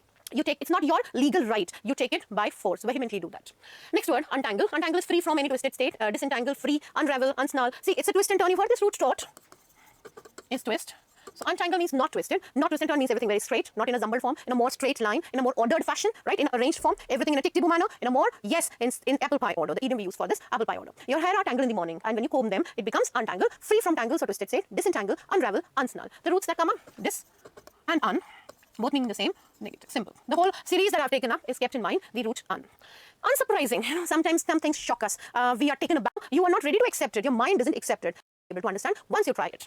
So something which is not accepted or something which is surprising, predictable, foreseeable. The opposite would be very simple, surprising. Something which is unpredictable. You can see this predictable and this is unpredictable. Next word, unsettling. So unsettling means something very disturbing, something which is discomforting, something which is disquieting, distressing. Have you heard of this word nagging? More often used with wives, right? She's a nagging wife. That means she's after the husband, forcing him, being very, if I would use the word, more giving in dictates or something, very fond of giving curtain lecture to the husband. That's a kind of a nagging wife. She's very choosy in the words and very precise in the details. So naturally, it means something which is not good for you, right? It's distress causing a problem for you. The opposite is reassuring, very calm, serene, tranquil, relaxed state. Your mind is not in a turmoil. Next word, unrelenting. Unrelenting means uncompromising. In life, you should have an unrelenting attitude. If you're right, you're right. You stick to your ground and nobody can move you from your path. Yes, this is what a determination we want from you to clear flat. It is not yielding in strength, severity, determination, right? Very important, the word determination that's required. You are steadfast. You stick to your ground. Right? Means if you are determined, can you think anybody can stop you from reaching your goal? No one, not at all. So it's in strength, you are determined, inflexible, uncompromising, unyielding, unbending, unadjusting, but it's a positive word. Yes, it's simply meaning firm. The opposite would be intermittent, spasmodic, something which is temporary, sometimes, not often, only for a brief period of time. This is not permanent. This is something existing for a short duration, right? The next word, that is unlearn. Unlearn means you discard that thing, you remove that thing, give up that thing. If you would use abstain from it, discard something learned, especially a bad habit or false or outdated information from one's memory. Disremember means discard or evil thoughts from your mind. Abstain from bad habits, keep away from things. This is something which is there and you just remove it from yours, right? So this is discarding simply. It could be naturally something negative, try to forget what is causing trouble to your mind, something which has formed a strong base, you try to remove it, unravel it, right? So when you go back in your memory, one idiom I really want you to write, this is called Brown study. Learn, especially a bad habit or false or outdated information from one's memory. Disremember means discard or evil thoughts from your mind. Abstain from bad habits, keep away from things. This is something which is there and you just remove it from yours, right? So this is discarding simply. It could be naturally something negative, try to forget what is causing trouble to your mind, something which has formed a strong base, you try to remove it, unravel it, right? So when you go back in your memory, one idiom I really want you to write, this is called Brown study. Please note the word. I don't have space much here to write, but this is Brown's study. This is also called reverie or recollection of the past. Have you heard of cud? I'm not calling curd. I'm talking cud. C-U-D. Chewing the cud. This is the antonym. Please, I have no space, so I'm writing in the synonym section. This is the antonym. Chewing the cud means you recollect what has happened. See, there are some herbivorous animals like camel, cow, and those. They eat the food. Once they've eaten, they've got 2 stomachs. They swallow the food. Once they've swallowed the food, then they again bring the food in their mouth, and then they chew it properly.